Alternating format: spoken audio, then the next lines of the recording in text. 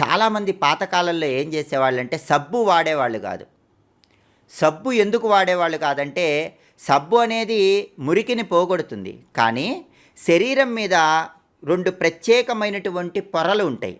మనం సబ్బు ఎక్కువగా వాడినప్పుడు ఆ 2 పొరలు కూడా క్రమక్రమంగా వాటిలో ఉన్న రసాయనాలు కోల్పోతాయి. దానివల్ల అనేక రకాలైన ఇబ్బందులు శరీరానికి ఎదురవుతాయి. మృదుత్వం శరీరానికి తగ్గిపోతుంది. అందుకే చాలా వరకు ఏం చేసేవాళ్ళంటే సబ్బు రాసుకోకుండా ఆమలక చూర్ణం అని పాతకాలంలో రాసుకునేవాళ్ళు. అంటే ఉసిరికాయ పొడి. ఉసిరికాయ పొడి శరీరానికి రాసుకొని పాతకాలంలో స్నానం చేసేవాళ్ళు. అప్పుడు ఉసిరికాయ పొడిలో ఉన్నటువంటి ఔషధీయుక్తమైన గుణాలు ఆరోగ్యాన్ని కలిగింపజేస్తాయి. సబ్బు అందుకే ఎక్కువ సార్లు వాడకూడదండి.